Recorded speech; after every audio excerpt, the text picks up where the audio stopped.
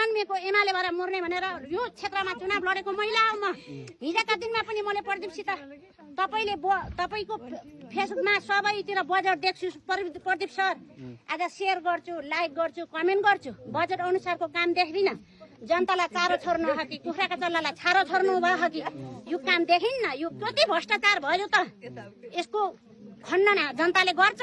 अबका दिनमा चुनाव माग्न नआउनु होला, जनतालाई झुटो आश्वासन नदिनु होला भनेर मैले भनेको मान्छे भयो। म झोले बनेर म कुनै दिन हिँड्ने पनि छैन, हिँड्दा पनि म हिँड्ने छैन। भाइ आज तिमी डडेलधुरा गएर म 13,000 माइकका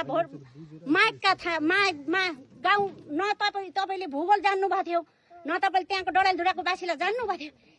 शेरबहादुरलाई दुईटा क्वेसन गरेको बापतले तपाईँ उहाँ डडेलधुरा जानुभएको। डडेलधुरा त्यस्तो 5चोटि देशको प्रधानमन्त्री भएको सबैभन्दा धनी व्यक्ति, पैसाले त जितेको नि शेरबहादुरले। त्यस्तो व्यक्तिसित गएर चुनाव लड्नु भएको भाइ। आज मैले भाइजा हुनु होला, म 40 वर्षकी भएँ। म आज त्यो ठाउँमा जाँदा पनि म एमालेको मान्छेले, सागर ढकालले शेरबहादुर जीसित लडेको मत इतिहासले लेखेको मत हो। मेरो फेसबुक आइडी हेर्नु होला। आजबाट होइन, अन्त्य भ्रष्टाचारको र अन्त्यको त म उहिलेदेखि विरोधी हुँ।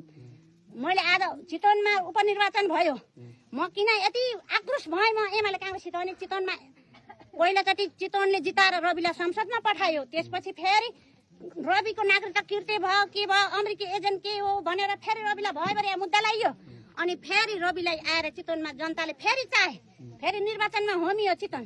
अनि होमिँदाखेरि फेरि पनि उति मत दिएर रवि जानुभयो। जाँदाखेरि देशैभरिको काङ्ग्रेस रविमाथि, देशैभरिको एमाले रविमाथि, देशैभरिको वकिल रविमाथि, देशैभरिको पुलिस रविमाथि, देशैभरिका न्याय अदालत सबै रविलाई जन्जिर लगाए।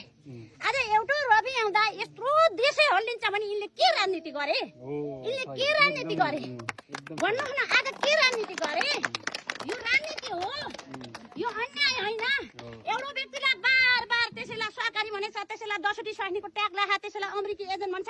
आज यिनले के एजेन्टले आज यत्रो 35 वर्ष त जनताले दियो नि, मत दिएन र? एमाले भए पनि दियो, काङ्ग्रेस भए पनि दियो, माओवादी भए पनि दियो नि, मत त हाल्ने खाने हामी जनताले त। तर यिनले हाम्रो मतको कदर गर्न पर्दैन कि? संविधान राम्रो लेखियोस् के, सबैलाई कानुन एउटै होस्, सबैलाई कानुन एउटै होस् के। केपी ओली प्रधानमन्त्री हुनुहुन्छ, उहाँले भोट हाल्ने एउटै होइन र भाइ? अनि म पनि एउटा व्यक्ति, मैले भोट हाल्ने एउटै होइन र?